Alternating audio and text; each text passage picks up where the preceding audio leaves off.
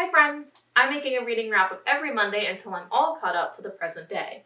This week, let's talk about the books I read in March of 2021. I read 7 different books in March across 3 different genres: children's literature, comics, and fantasy. Let's begin this reading wrap-up by talking about children's literature. I read the 3rd and newest book in the Nevermore series, Hollowpox: The Hunt for Morrigan Crow by Jessica Townsend. This book was published at the beginning of 2020.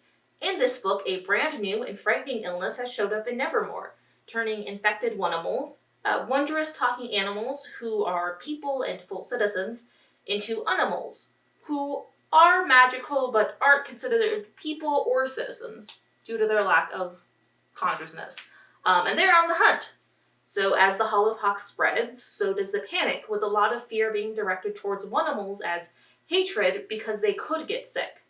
Morrigan decides she needs to do something to find a cure, and the key to that, in her mind, is unlocking more of her powers and mastering one of the wretched arts. This book was written before the COVID-19 pandemic, but I read it as an Asian American who was seeing their community respond to the COVID-19 pandemic with hatred towards Asian people. This was a devastating time, but this book felt so relevant and gave me hope that maybe things would get better, and we would all learn to stand up to bigotry and keep each other safe. I'm giving Hollowpox: The Hunt for Morrigan Crow by Jessica Townsend 5 stars. Our next genre today is comics. I read 4 comics. All of the comics I read in March were from one of my favorite series, The LaMontagne. I read Volume 14, X Marks the Spot, Volume 15, Birthday Smarty, Volume 6, Mind Over Metal, and Volume 17, Smitten in the Stars. I love every book in this series, but it does feel more than a bit unfair to review books 14 through 17 without any extra context. So this series is a science fiction and fantasy blend taking place at a summer camp for hardcore lady types. It is unapologetically feminist and queer, it is unbelievably wholesome, and one of the best books I've ever read. Just in these few volumes, we have a treasure hunt with magical cats, Norse gods, Greek gods, a surprise party, dinosaurs, and stargazing. I love these books. I'm giving The LaMontagne Volume 14 through 17 each 4 stars. Finally, for our final genre today, I read 2 fantasy books. Both of these books are for the Cosmere Crabathon. First, we have Warbreaker by Brandon Sanderson. I was supposed to read this in February, but I'm guessing I must have either forgotten to write it down when I finished it or finished on like March 1st or something, since I recorded this book in March in my notebook.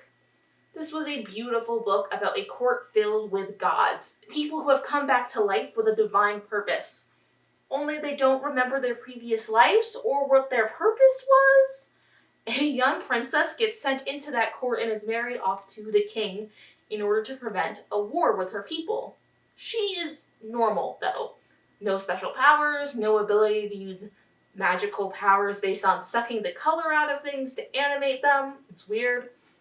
No perfect pitch or anything other than her own wits. This is a really great book about searching for meaning in art or in religion or morality, and figuring out what it is that is truly important to you as an individual and what codes you aren't willing to break for yourself. It's also got some good art theory, and that's fun. I'm giving Warbreaker by Brandon Sanderson 5 stars. The last book I read in March was Mistborn: The Final Empire by Brandon Sanderson. This is the first in the Mistborn series. It is about a young orphan girl being sort of adopted by a group of thieves who plan to overthrow the government with their magical powers. And they train this young girl to use her powers, and she quickly becomes one of the most powerful any of them have ever met. They train her to infiltrate the upper levels of society in order to act as their spy. She does this a little too well, honestly, attracting the attention of one of the most powerful young heirs in the country. This book is filled with political intrigue, questions about how to fight against oppression, and fancy balls with pretty dresses and a light love story woven into it all.